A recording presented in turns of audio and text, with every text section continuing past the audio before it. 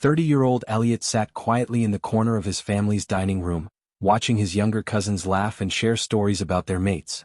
The autumn sunlight filtered through the windows, making the room feel warm, but Elliot felt cold inside. Everyone around the table had someone special except him. His Aunt Miriam cleared her throat loudly, the way she always did before saying something mean. "Still no mate, Elliot?" she asked with a fake sweet voice that everyone knew wasn't kind at all. "You're 30 now. Most Omegas find their mates by 20. What's wrong with you?"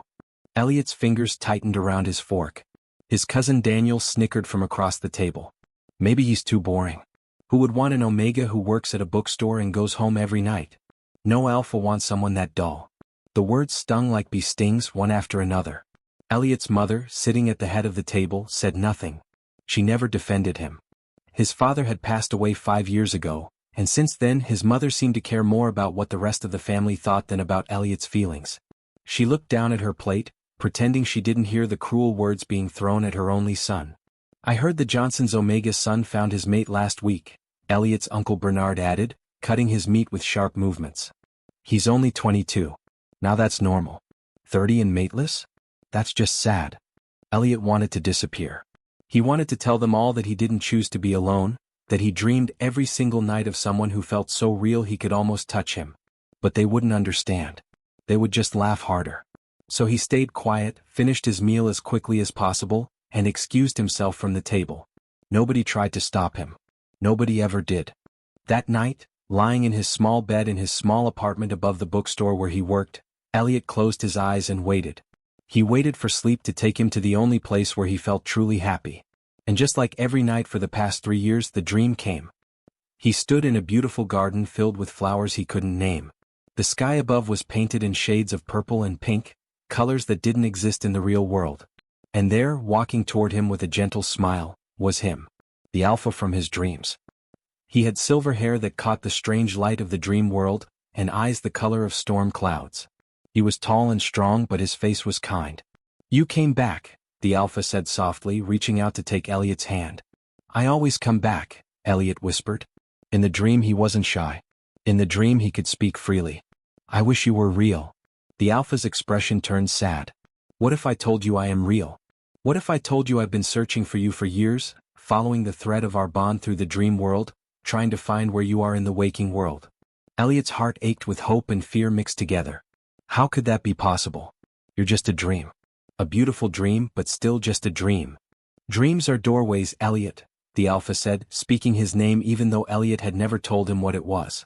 That should have scared him, but it didn't. "Our souls found each other here first because the universe knew we needed to meet this way. But soon, very soon, I'll find you where you're awake too. Wait for me." Then, like every night, Elliot woke up. His cheeks were wet with tears he'd cried in his sleep. The morning sun was harsh compared to the gentle light of his dream garden. He got ready for work, putting on his simple clothes and combing his brown hair, trying not to think about how empty his real life felt compared to the world he visited in his sleep. At the bookstore, his boss Mrs. Chin smiled at him warmly. She was one of the few people who was always kind to him. "You look tired, Elliot. Another restless night?" "Something like that," he answered, starting to organize the new books that had arrived. "You like this work?" Books didn't judge him. Books didn't care that he was 30 and mateless. Books just told their stories and let him escape into different worlds. The day passed slowly with only a few customers coming in. Elliot spent his lunch break reading in the back room, eating the simple sandwich he'd made that morning. He thought about his dream and about the alpha's words. "Wait for me." How long had he been waiting? 3 years of dreams. 3 years of waking up alone. How much longer could he hope? When evening came and it was time to close the store, Elliot noticed something strange. There was a new cafe across the street that hadn't been there yesterday. The sign said Moonlight Cafe, in silver letters that seemed to glow. He stared at it, feeling something stir in his chest. Something that felt like the pull he felt in his dreams. He shook his head. He was being silly, seeing connections that weren't there because he wanted so badly for his dreams to be real. He locked up the bookstore and climbed the stairs to his apartment. Tomorrow was the autumn festival, and his family had demanded he come to their gathering at the park. That night, as he drifted off to sleep, Elliot whispered to the darkness, "If you're really real, please find me soon. I don't know how much longer I can keep pretending I'm okay being alone." The autumn festival filled the park with colors and noise. Red and orange banners hung from the trees, and families spread blankets on the grass to enjoy the warm afternoon. Elliot stood beside his mother, watching his cousins run around with their mates and children. His Aunt Miriam had already made 3 comments about his sad single status, before they'd even been there an hour. "You know, Elliot," his Uncle Bernard said, walking up with a cup of apple cider in his hand, "maybe you should lower your standards. Not every Omega gets a strong, handsome alpha. Maybe if you looked at the betas or even the older alphas who are alone for a reason, you'd have better luck." The insult was clear. Elliot wasn't good enough for a good mate, so he should settle for someone nobody else wanted. His mother remained silent, adjusting her scarf and looking away. That silence hurt worse than the words themselves. Elliot felt something crack inside his chest, a piece of his hope breaking off and disappearing. "Maybe I don't need a mate at all," Elliot said quietly. It was the first time he'd ever talked back and everyone turned to stare at him. "Maybe I'm fine on my own." Daniel laughed loudly. "Fine on your own? That's just what mateless Omegas say when they've given up. How pathetic." Before Elliot could respond, something changed in the air. It felt like the moment before lightning strikes when everything goes still and charged. A scent reached him, familiar and impossible. It smelled like rain on stone and midnight flowers. It smelled exactly like his dream garden. Elliot turned around slowly, his heart beating so hard he thought everyone could hear it. Walking through the festival crowd, moving directly toward him with purpose and certainty, was the alpha from his dreams. Silver hair, storm-cloud eyes, tall and strong with a kind face. He was wearing a long dark coat and he was real. He was absolutely, impossibly real. The alpha stopped right in front of Elliot, ignoring everyone else completely. His eyes were filled with relief and joy and something deeper that made Elliot's breath catch. "Elliot," he said, and his voice was the same voice from 3 years of dreams. "I finally found you." Elliot couldn't speak. His family stared in shock. The alpha, real and solid and standing in the actual world, reached out and gently took Elliot's hand. The touch sent warmth through Elliot's entire body, a feeling of rightness he'd never experienced while awake. "Who are you?" Elliot's mother asked sharply, stepping forward. "How do you know my son?" The alpha's eyes didn't leave Elliot's face, but he answered her question. "My name is Orion Ash. I'm the CEO of Ash Industries. And Elliot is my fated mate. I've been searching for him for 3 years, following our bond through the dream realm until I could locate him in this world." The gasps from Elliot's family would have been funny if Elliot could focus on anything other than Orion's hand holding his. Ash Industries was one of the biggest companies in the country. Everyone knew the name. And this alpha, this powerful, wealthy, important alpha, was claiming Elliot as his mate. "That's impossible," Aunt Miriam sputtered. "Elliot is just a bookstore worker. He's nobody special. There must be some mistake." Orion finally looked away from Elliot, and the expression on his face when he regarded Miriam was cold. "Elliot is everything special. He's intelligent, kind, gentle, and strong enough to endure years of cruelty from people who should have protected him. I know because we've shared our thoughts and feelings in the dream realm every night for 3 years. I know him better than any of you ever tried to." Daniel opened his mouth, probably to say something mean, but Orion held up his hand. "I suggest you all think very carefully before you speak another word about my mate. The Ash family has considerable influence, and I don't take kindly to anyone who has hurt what's mine." The threat was gentle but clear.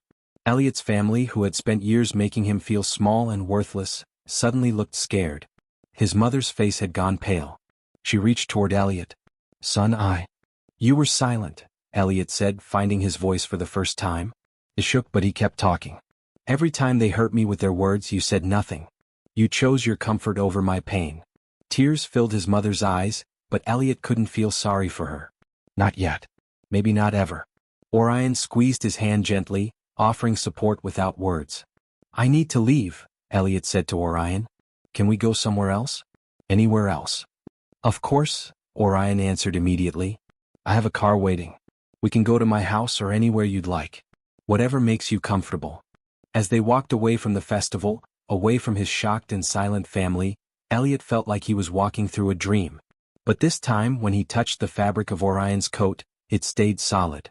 When he breathed in that scent of rain and midnight flowers, it didn't fade. This was real. They drove through the city in Orion's expensive car. Elliot sat quietly, trying to process everything that had happened. Finally he spoke. "How is this possible? How are we meeting in dreams?" Orion kept his eyes on the road, but his voice was gentle. "Fated mates share a bond that exists beyond the physical world.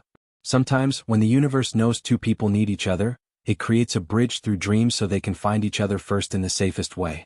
I've been dreaming of you since I turned 27. When I turned 30 last year, I hired investigators, researchers, anyone who could help me track the bond to its source in the waking world. It took time, but I never stopped looking. You're really real, Elliot whispered. I thought I was going crazy. You're not crazy. You're mine. And I'm yours. If you want me to be. Orion pulled the car to a stop in front of a beautiful house with a garden gate. This is my home. I'd like it to be yours too, but only when you're ready. For now, let me show you the garden. He opened the gate and Elliot's breath caught. The garden was filled with the same flowers from his dreams. Purple and pink blooms that shouldn't exist but somehow did. The same gentle light seemed to glow around them. I built this garden one flower at a time, matching what I saw in our dreams, Orion explained softly. I wanted to have a piece of that world here, waiting for when I found you. Elliot started crying, but they were good tears this time. Tears of relief and wonder and joy. Orion pulled him into a gentle hug, and for the first time in his waking life, Elliot felt completely safe and wanted.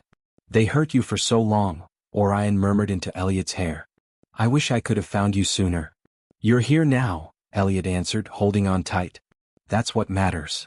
3 months passed like a beautiful dream that didn't end when morning came. Elliot moved into Orion's house, into a life so different from his small apartment above the bookstore that sometimes he had to pinch himself to believe it was real. But it was real. Orion was real. The love growing between them was real. Orion treated him like he was precious. He listened when Elliot talked about books.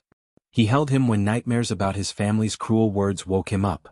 He never made Elliot feel stupid or worthless or wrong. Instead, he showed Elliot every day that he was valued, cherished, and loved. You should quit the bookstore, Orion had suggested gently one morning over breakfast. Not because I don't respect your work, but because I can see it makes you sad. Your boss is kind, but that neighborhood, that routine, it reminds you of when you were alone. Elliot had thought about it and realized Orion was right. So he gave Mrs. Chin his notice, and she hugged him tight and told him she was happy he'd found his mate. Then Orion helped Elliot open his own bookstore in a better part of the city. A beautiful space with tall windows and comfortable reading chairs. A place that felt like hope instead of loneliness. The bookstore became successful quickly. People loved the careful way Elliot selected books and the cozy atmosphere he created. He wasn't just surviving anymore.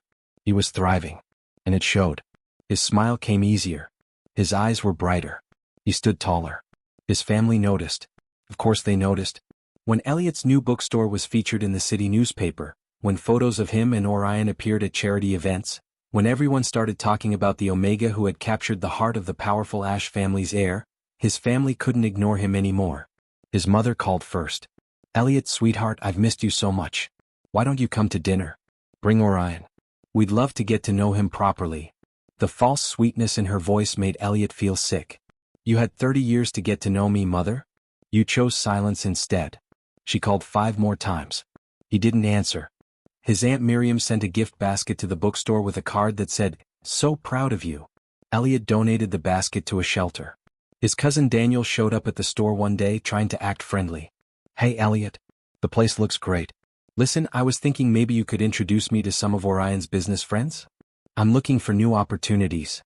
Elliot looked at his cousin, really looked at him, and saw what he'd always been. Someone who only cared about what Elliot could do for him, never about Elliot himself. No, he said simply. I think you should leave. Come on, don't be like that. We're family. Family protects each other, Elliot answered, his voice steady and strong. Family doesn't stand by while someone they love gets hurt. You're not my family. You're just people I happen to be related to.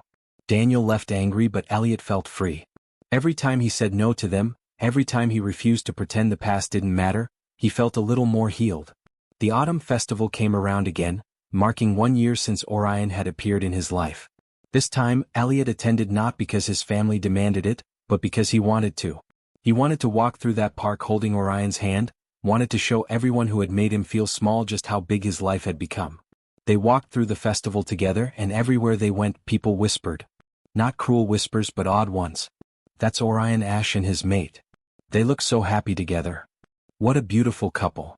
Elliot's family was there, of course. They stood in a cluster near the food stalls, watching Elliot and Orion approach. His mother stepped forward, her eyes hopeful. Elliot, please. Can we talk? I want to apologize properly. I want to make things right.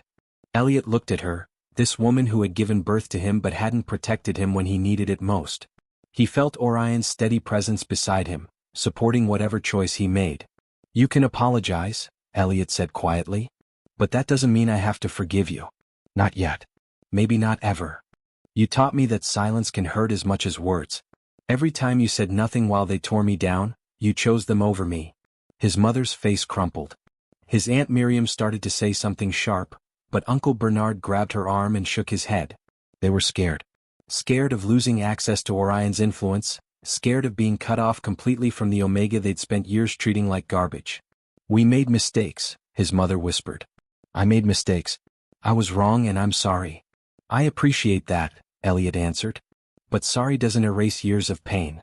Sorry doesn't give me back the birthdays where no one defended me, the holidays where I sat alone while everyone else was happy, the nights I cried myself to sleep thinking something was wrong with me. He paused, gathering his thoughts. Maybe someday I'll be ready to let you back into my life. But right now I need space. I need to focus on the people who actually love me.